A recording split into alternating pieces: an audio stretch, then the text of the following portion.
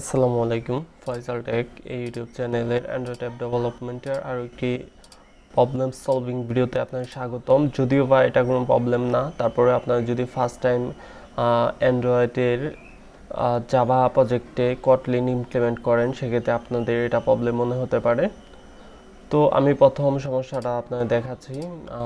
সিম্পলভাবে যে বিলটা আছে সেই বিল্ড করি, অবশ্যই একটু অপেক্ষা করতে হবে। তো দেখতে পাচ্ছেন cannot find sample class।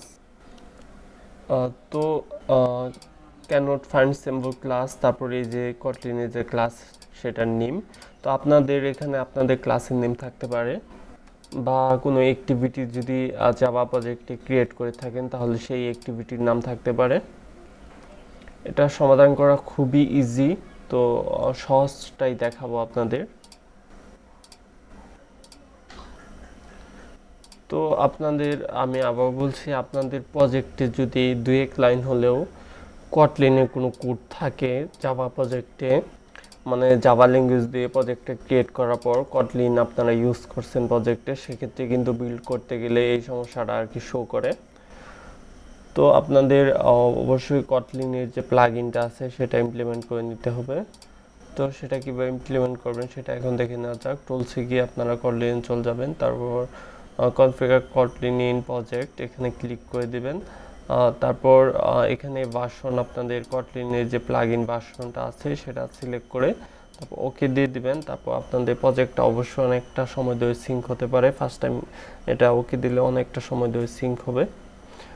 তারপর যে সমস্যাটা আসলো সেটা এখানে এই ভার্সনের সমস্যা। এখানে এই লাইনটা অলরেডি ডুপ্লিকেট আছে। আপনারা যদি এখানে সেটিংয়ে যান সেক্ষেত্রে দেখতে পারবেন যে এই লাইনটা অলরেডি আছে। তাই এখানে দেখা যাচ্ছে যে কত লাইনের সমস্যা, সেই সমস্যাটা কিন্তু এখানে দিয়ে দিচ্ছে 43 লাইনে সমস্যা। তো আমরা এই লাইন নাম্বার যে 43টা আছে এটা আমরা রিমুভ করে দিচ্ছি, এরপর আবার সিঙ্ক করে নিচ্ছি। তো এরপরে কিন্তু সাকসেসফুলি ভাবে সিঙ্ক কমপ্লিট হবে। তারপরে বিল্ডও কিন্তু ইজিলি করে নিতে পারবেন। অবশ্যই একটু ওয়েট করতে হবে।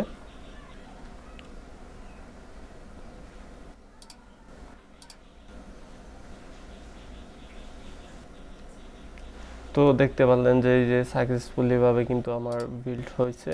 এখন লোকেটে গেলে কিন্তু আমরা সরাসরি যেখানে অ্যাপটা তৈরি হয়েছে সেখানে চলে যেতে পারবো। তো এই ভিডিও মোটামুটি এ পর্যন্তই। নেক্সট ভিডিওগুলো দেখা আমন্ত্রণ রইল। আপনার যদি আরও কোনো সমস্যা থাকে সেক্ষেত্রে ভিডিওর নিচে কমেন্ট করতে পারবেন। আল্লাহ হাফেজ।